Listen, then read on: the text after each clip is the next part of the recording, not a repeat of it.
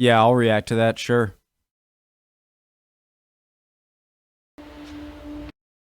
Thanks, Zombu. Yona, I'm guessing it's Yona Yinton. 4.15 million subscribers, jeez. Preemptive sub, preemptive like. Living with the dark winters in Sweden, or as you Swedes, winter.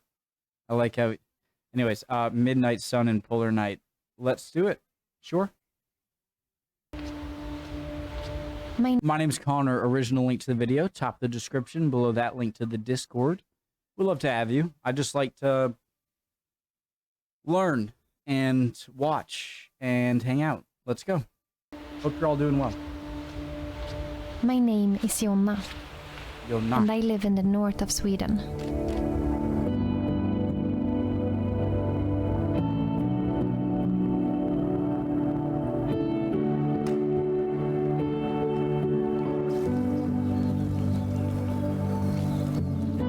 Sweden is a country with a lot of light.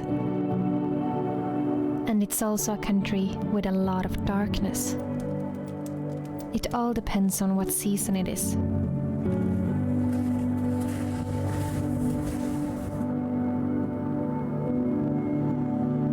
Just like many other countries in the Northern Hemisphere, there is a strong contrast in the light conditions between summer and winter.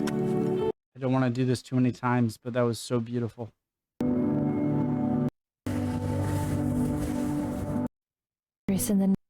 Oh my god. Northern Hemisphere, there is a strong contrast in the light conditions between summer and winter. In the winter, it's dark almost all the time. The winter.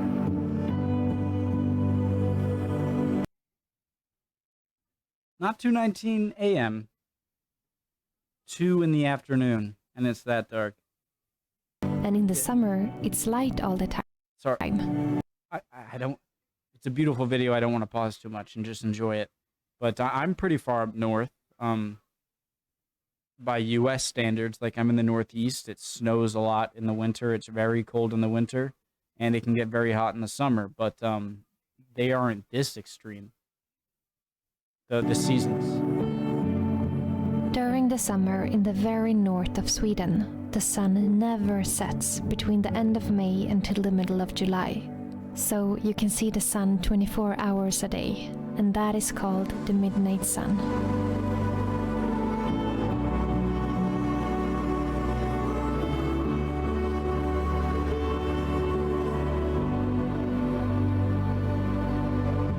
And then, during the winter in the very north of Sweden, it's the opposite. For a couple of weeks, the sun never rises above the horizon, which means that there is no sunlight for about a month, and that is called the polar night. These extreme contrasts in light is caused by the rotation of the Earth in relation to the position of the sun, and the further north you go, the bigger the contrast. I live in the middle north of Sweden, and if I'm lucky and it's a clear sky, I can see the sun above the treetops for about an hour during the darkest time of the year. It's the middle of the day, and this is how high the sun goes up now. It's just a little bit over the horizon, or over the trees. But winters like this one, when it's been cloudy every day, I actually didn't see a glimpse of the sun for over a month. But just a few days ago, now in the beginning of January, I got to feel the sun on my face again. This is the first glimpse of the sun that we see in over a month. Do you see this? And that feeling when you begin to feel the sunlight again in January is always overwhelming. It's like seeing the sun for the first time in your life.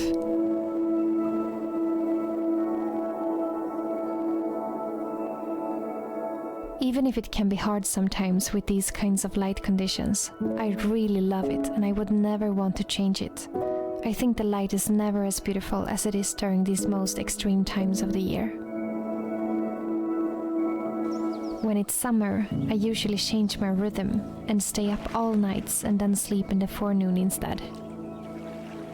The light must be freezing water still. I am fine with the cold. Like I like the cold. It's usually the heat I have more of a It problem is with. so beautiful in the middle of the night, and as a filmmaker and photographer, it's like a dream to be out and capture the beauty of the bright nights of June.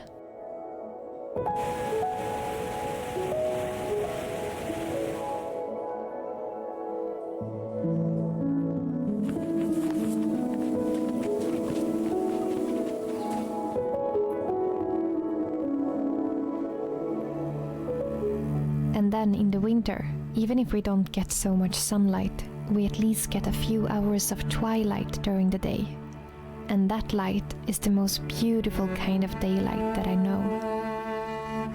It's like experiencing a long sunrise without a sun.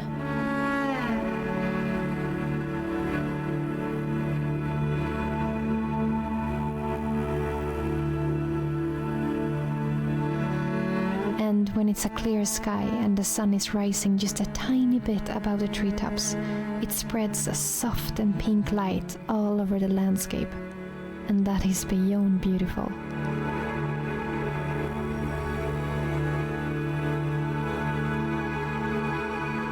Around 3 in the day, it's already getting dark, and it makes the evenings feel never-ending.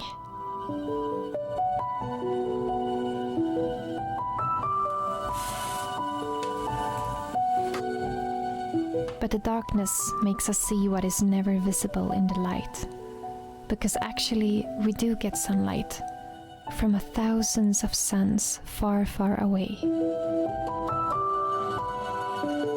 I live in a place. I was gonna say, the opposite latitude in the southern hemisphere, when it's mid, like, nighttime in the middle of, or the, December 21st,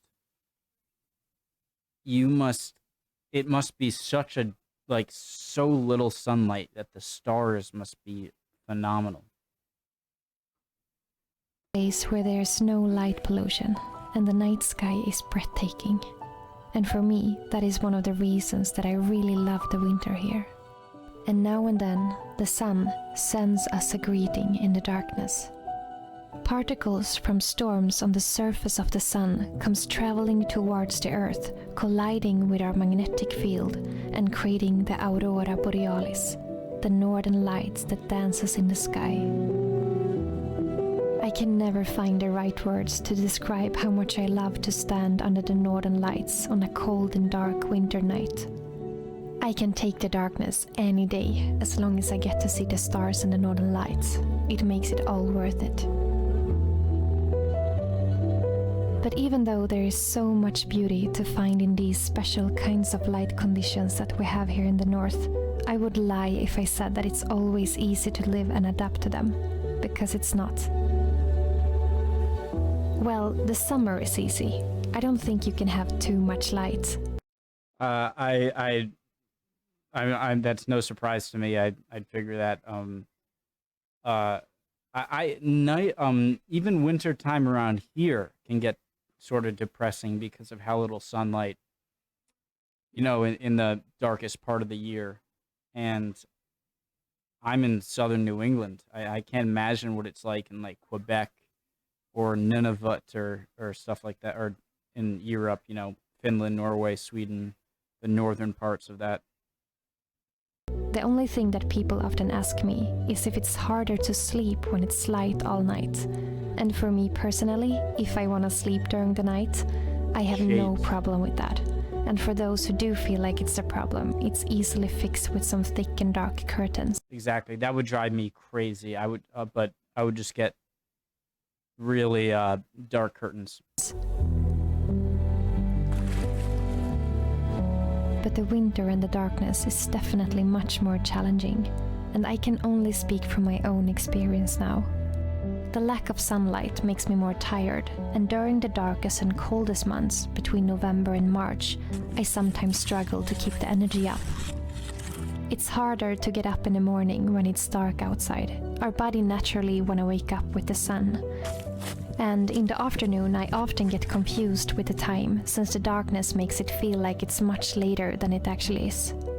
And the lack of daylight makes me struggle more as a filmmaker, since I only have 1 hour of good light to film in a day, compared to the 24-hour of good light in the summer. So the darkness, combined with the cold, make things a bit more challenging. And I know I'm not the only one struggling to keep up the energy during this time of the year.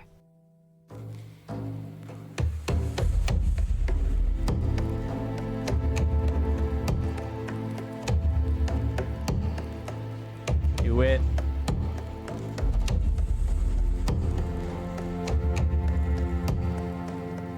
But of course, there is many things you can do to make the winters a little easier. I want to mention a few things that helps me adapt better to the lack of sunlight. See or something. For me personally, I think that the tiredness that I feel in the winter is the hardest part. The energy level is so low sometimes. And the cure to that is not always to sleep more. It can actually be to do the opposite. So I try my best to keep being active and moving my body as much as I can, and get as much daylight as possible. I go for long walks with my dog every day. And if the weather is good, I like... You know, humans evolved for the most time, you know, what we consider to be humans, in the continent of Africa. And although people who are descendants of people who stayed in Africa are even better evolved to adapt to life in Africa, we only left Africa like 60,000 years ago, maybe longer. I'm not sure. I'm not exactly sure. It could be 100,000 years, but as a species, we haven't really been out of Africa long enough in colder climates to truly adapt to them. Obviously, some people like Inuit people, Scandinavian are more adapted, you know, but you know, you're just, it's going to take a bit more time before we're really like a tundra species or whatever. So of course it's going to be much more difficult for people living in these climates than in sunnier ones. I like to go out in the forest with my snowshoes and my camera, or go skiing. I also love to take ice baths. It's something I started doing a few years ago, combined with breathing exercises using the Wim Hof method, and it has become my favorite way of boosting myself with new energy when I need it the most. That's a cup of Going coffee. into that freezing water is actually the last thing that my body wants to do in that moment. But It's crazy because freezing water is actually... she's lowering herself in and she knows what she's doing. And maybe if you jump in, then maybe you might go a little too deep or like sway a bit. If you've ever done like a pencil dive, sometimes you like sway and then you might not be able to find the hole and drown. So maybe that's why she's lowering herself in. But that's just, I would just want to get it over with.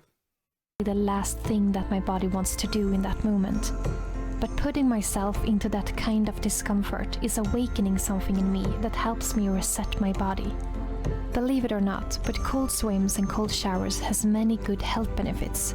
It's not for everyone, of course, and it's important to get knowledge before trying an ice bath if you have never done it before. But for me, it has been a great source of energy and joy during the winter time. So, I really feel a big difference in my energy levels in the winter when I move my body in some way. It doesn't need to be a full workout, but just something, a little every day, that makes you feel alive. When we can't get enough energy from the sun, I think it's even more important to make sure that we get enough energy and nutrition from our food. Nature has so much to give us in the summer that we can harvest and save for the winter when we need it the most. In the summer that we can harvest and save. Oh, I think they're peas. They look like a different kind of plant pod that I didn't think was edible over here, but those are peas, obviously. For the winter when we need it the most. I'm not trying to say like, hey, those aren't edible. They know what they're doing. That's like if a grape and harvest watermelon had a baby. and save for the winter when we need it the most.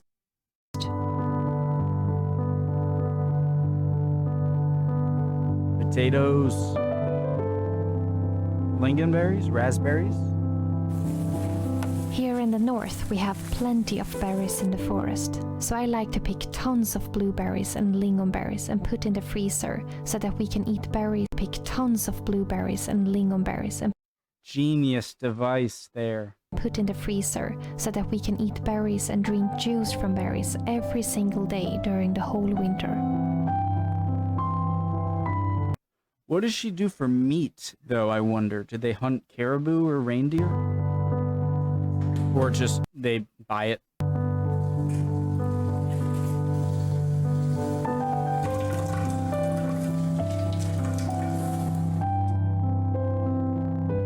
I also like to pick different herbs that are good for our health and dry them to make my own tea for the winter. One of my favorite teas to drink when it's cold and dark outside is simply made out of birch leaves.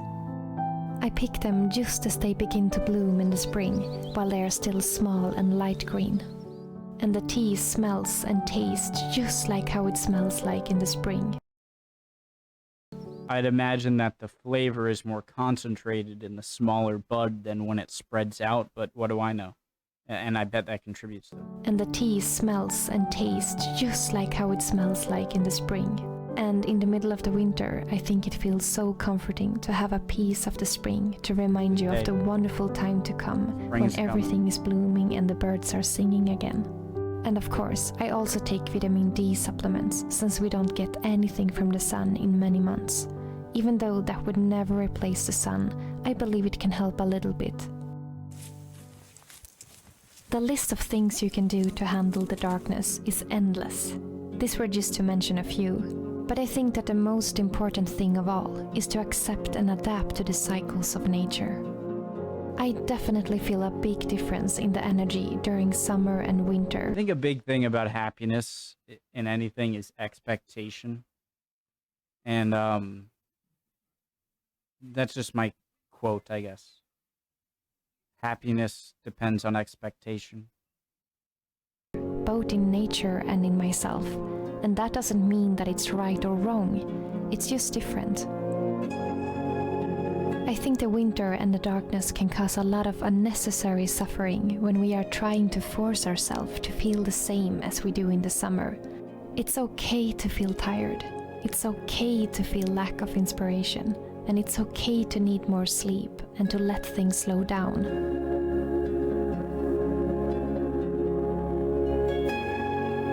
A flower would never force itself to bloom in the cold winter.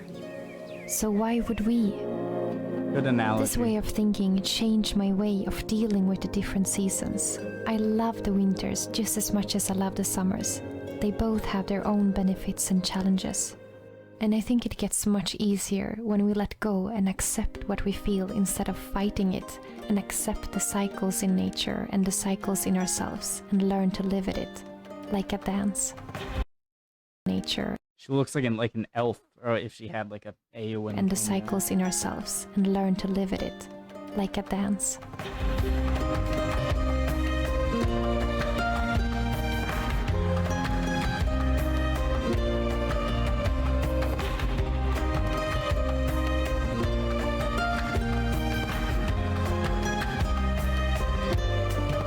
I was trying to see if that was a green screen or if she took the videos at different times.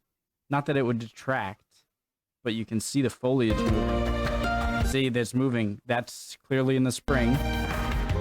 That's in the fall. Look at the things moving.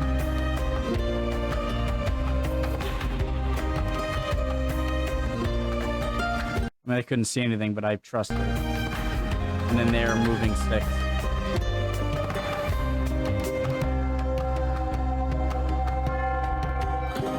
Even if it was, I wouldn't care. So, this is how it is to live with the light and the darkness in the north of Sweden, from my perspective. The extreme contrasts in light also creates a bigger contrast to the seasons. That looks like Maine right there. And they all have their own beauty. love the constantly changing seasons, and that you can see and feel how the light changes a little bit for every single day that goes by. The beautiful balance of light and darkness is my greatest source of inspiration, and it makes every day feel new and different.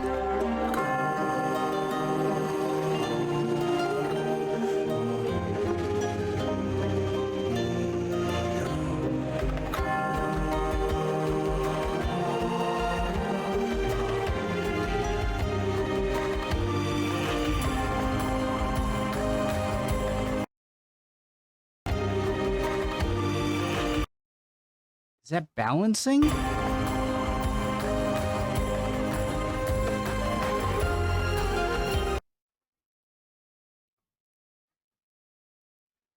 say this so much, but if you like, this looks exactly like northern New England. Everything, all the trees look exactly the same. It just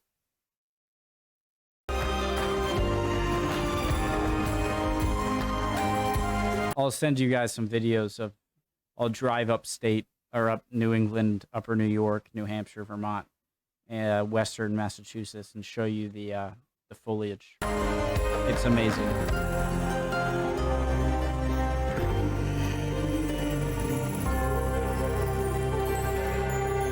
What a fantastic video.